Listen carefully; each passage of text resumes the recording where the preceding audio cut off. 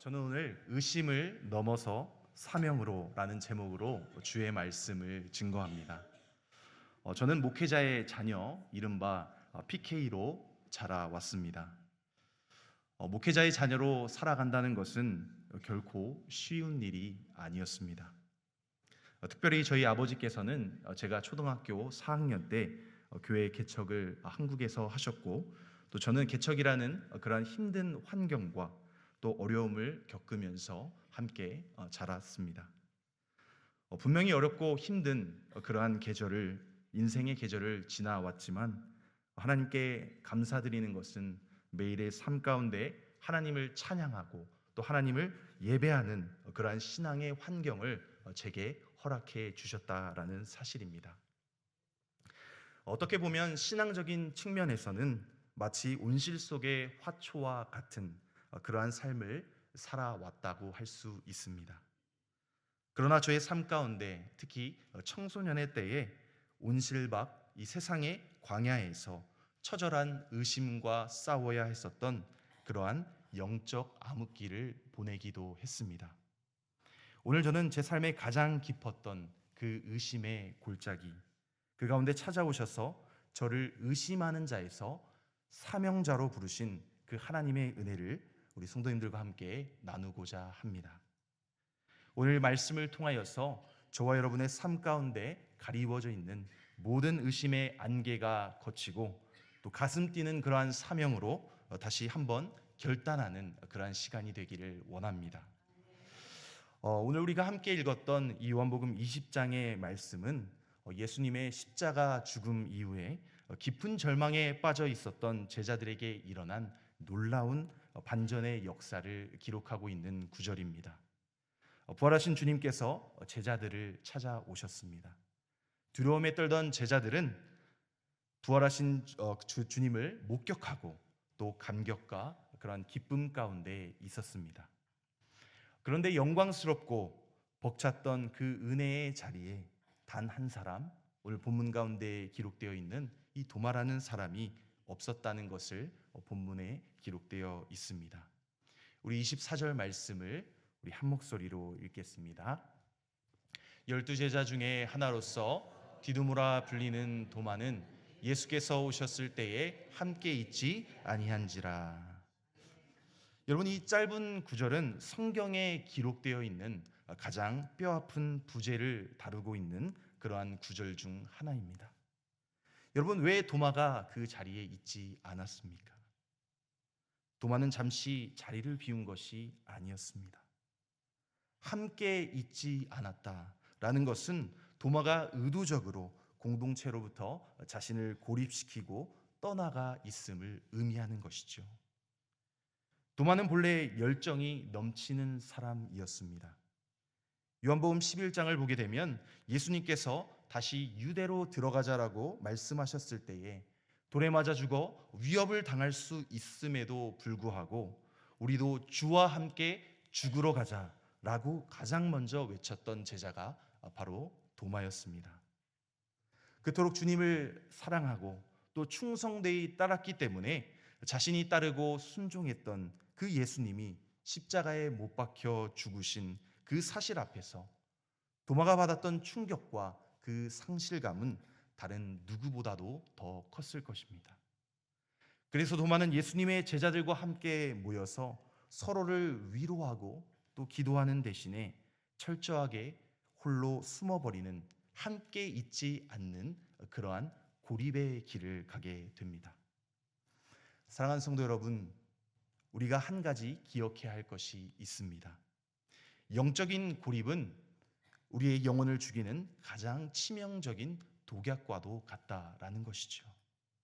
사탄은 언제나 저와 여러분이 홀로 있을 때에 은혜의 공동체에서, 예배의 공동체에서 떨어져 나와 있을 때를 노리게 되는 것이죠.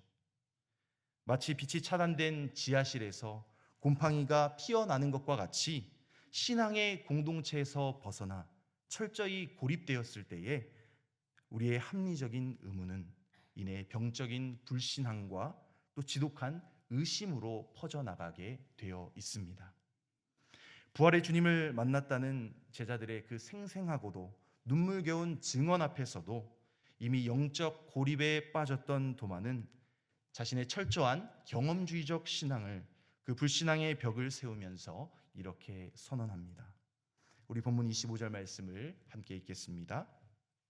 다른 제자들이 그에게 이르되 우리가 주를 보았노라 하니 도마가 이르되 내가 그의 손에 못자국을 보며 내 손가락을 그 못자국에 넣으며 내 손을 그 옆구리에 넣어 보지 않고는 믿지 아니하겠노라 하니라. 아멘.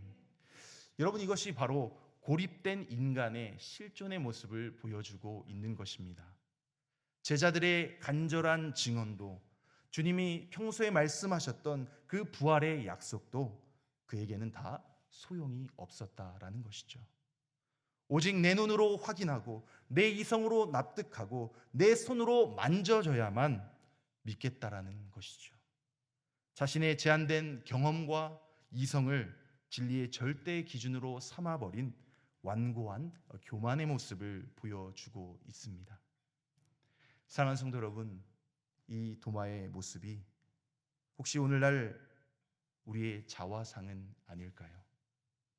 예기치 않는 인생의 환난이 닥칠 때에, 또한 억울한 일을 당할 때에 간절히 부르짖던 우리의 기도가 허공을 치는 메아리와 같이 느껴질 때 우리는 너무나 쉽게 그 믿음의 자리에서 이탈하게 됩니다.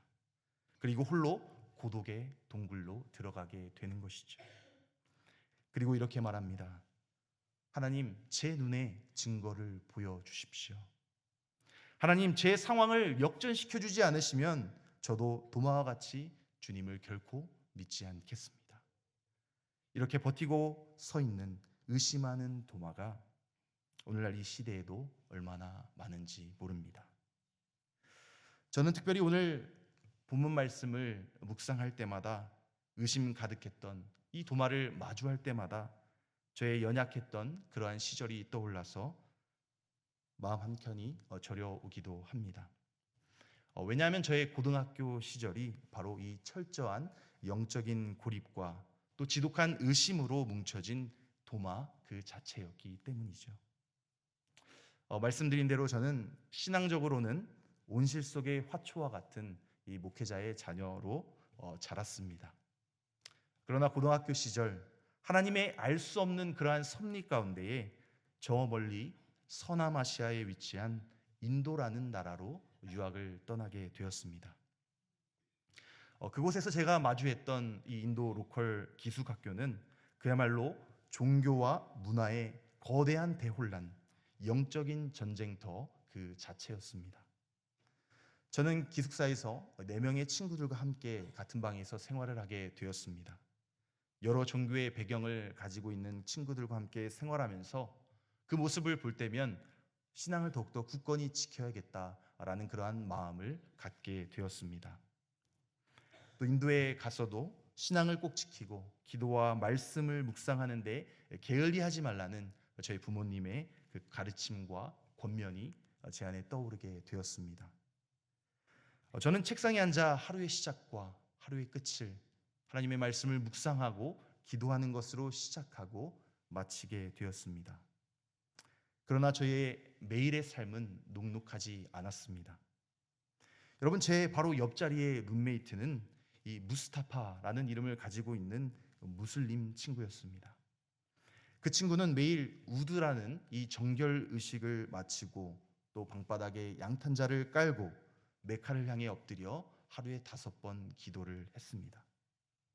또 다른 룸메이트는 이 마두라는 친구인데요, 힌두교도입니다. 기숙사의 캐비넷을 열어보면 이 코끼리 머리를 가지고 있는 가니시라는 이 힌두 신상과 또 여러 신상의 그 사진과 그 우상의 모양을 두고 매일 향을 피우고 있었습니다. 그리고 자신의 이마에 하얀 잿가루인 비부티라는 것을 이마에 찍는 그러한 종교의식을 매일 아침마다 제 눈앞에서 행했습니다. 그리고 매튜라는 친구가 있었는데요, 이 친구는 천주교입니다. 제가 어떠한 특정한 종교를 비방하는 것은 아니지만 이러한 종교적인 대환란과 이 소동 가운데서 이 매튜라는 친구는 현실을 도피하듯이 잠들어 있었습니다.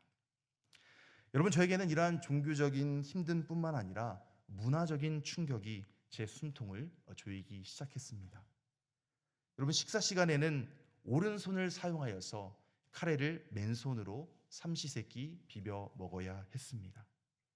또한 왼손은 화장실에서 뒤처리를 할 때만 쓰는 이 불결한 것이었기 때문에 식사할 때는 이 왼손을 테이블 아래에 두어야 했습니다.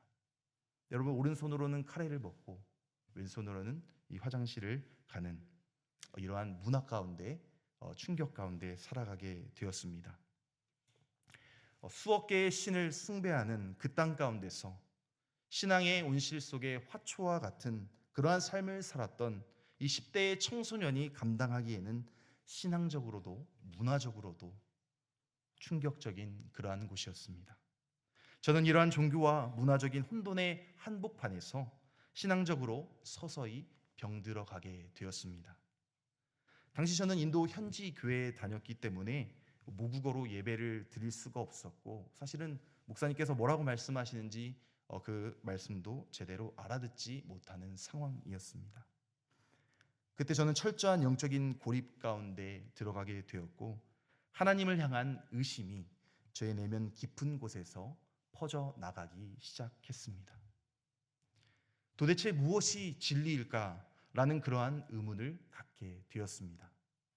이 땅의 수많은 종교가 각자의 신을 믿고 수억 개의 우상을 섬기는 이 땅에서 내가 부모님으로부터 전수받은 이 신앙, 예수 그리스도가 진리라는 그것을 어떻게 증명할 수 있는가?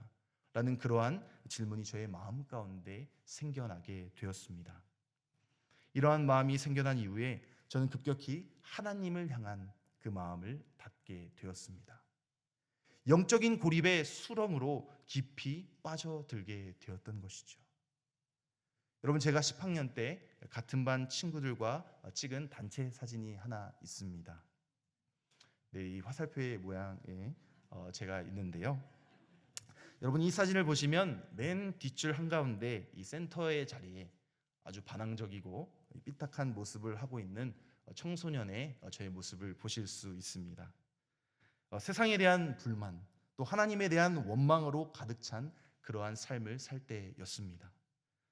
저 역시 2000년 전에 도마와 같이 제 눈으로 직접 예수님을 보지 않고, 제 손으로 직접 못자국을 만져보지 않고, 제 손으로 직접 창자국을 만져보지 못한다면 저는 결코 하나님을 믿지 않겠노라고 반항 섞인 기도를 하나님께 드리기도 했습니다. 당시 저는 하나님으로부터 버려진 것과 같은 그러한 마음이 들었습니다. 그리고 제 영혼은 의심이라는 장벽에, 의심이라는 그 감옥에 쌓이게 되었습니다. 그렇게 의심과 이 방황이 극에 달해서 제 영혼이 새카맣게 타들어가던 어느 날, 어느 방학이었습니다. 저는 인도 남부에서 공부를 하게 되었는데요. 이 남부의 대도시인 첸나이라는 지역이 있었습니다. 그곳에 제가 방문을 하게 되었는데요. 마침 멀지 않은 곳에 이 도마의 순교지가 있다라는 사실을 알게 되었습니다. 네, 도마가 실제 묻혀져 있다는 그러한 무덤터인데요.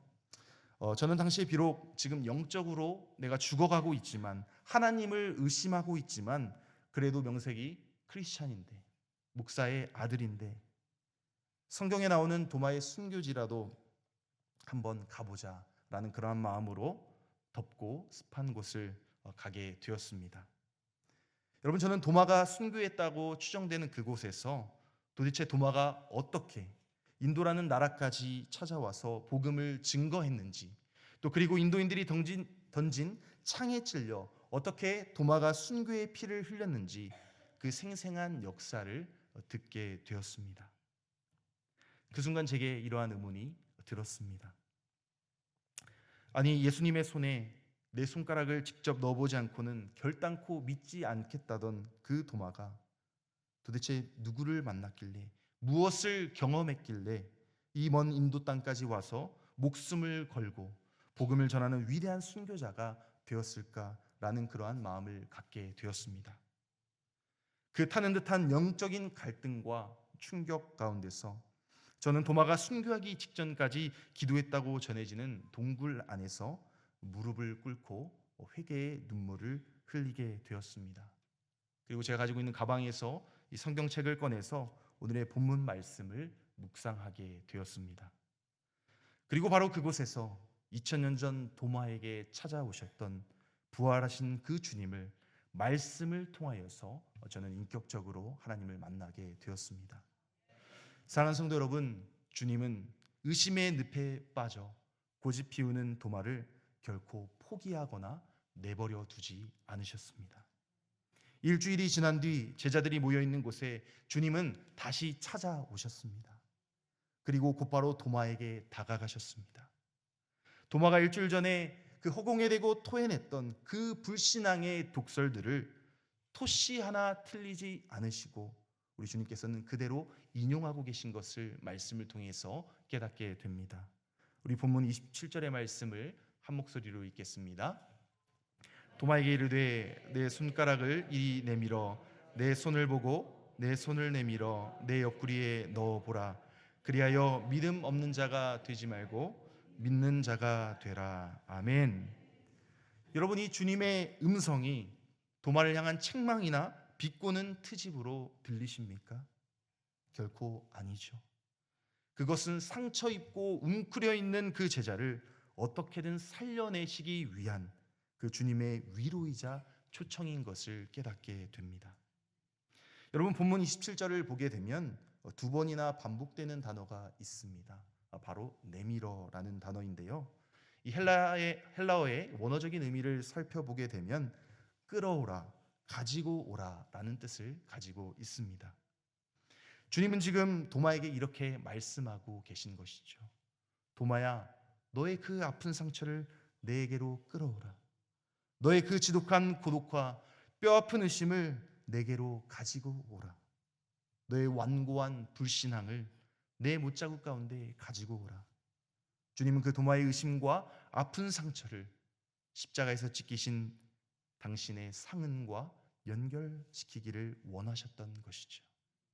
그 부활하신 주님의 음성이 2000년의 시간을 단숨에 뛰어넘어 우상의 땅 인도에서 길을 잃고 방황하던 10대 소년인 저에게 오늘 본문 말씀을 통하여서 만나 주셨습니다. 저는 이때 깨닫게 되었습니다. 아, 예수님은 내가 인도 땅에서 홀로 신음하는 그 나의 모습을 지켜보고 계셨구나.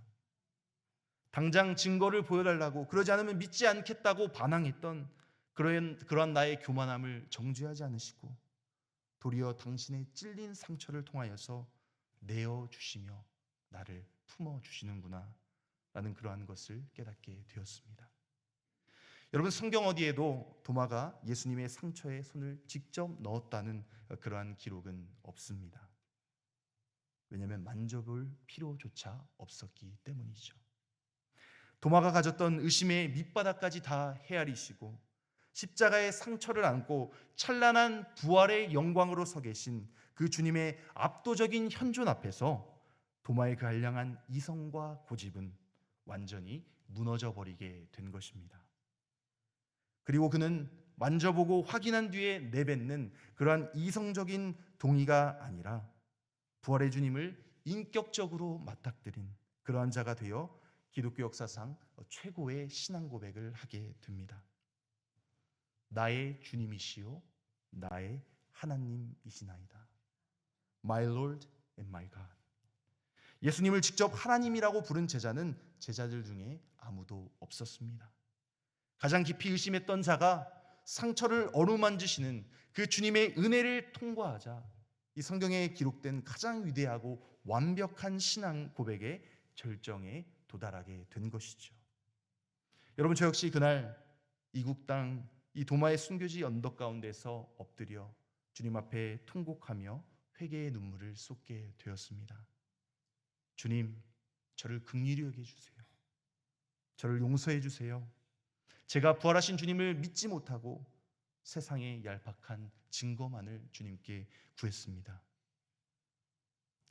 그러한 증거를 구하며 삐딱하게 고립되어 있던 학생이 그날 그곳에서 보이지 않는 하나님을 말씀을 통하여서 참된 믿음의 눈으로 바라보게 된 것입니다.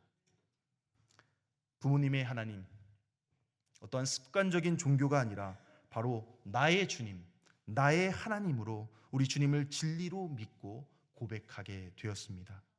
저는 그 언덕에서 너무나도 창피했지만 눈물 범벅이 되었습니다.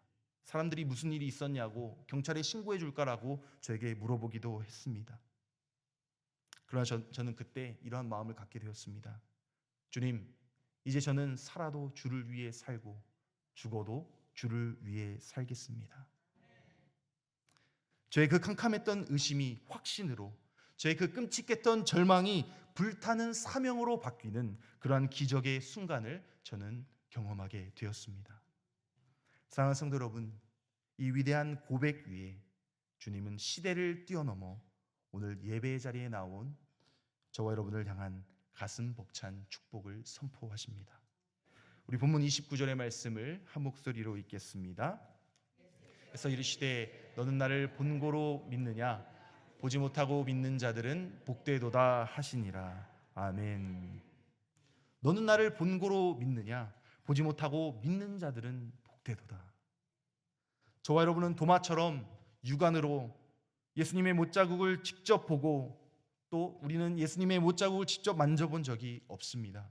그러나 성령의 강력한 역사와 우리에게 주어진 그 영원한 진리의 말씀을 통하여서 부활의 예수 그리스도를 나의 주, 나의 하나님으로 확신하며 지금 이렇게 믿고 있습니다.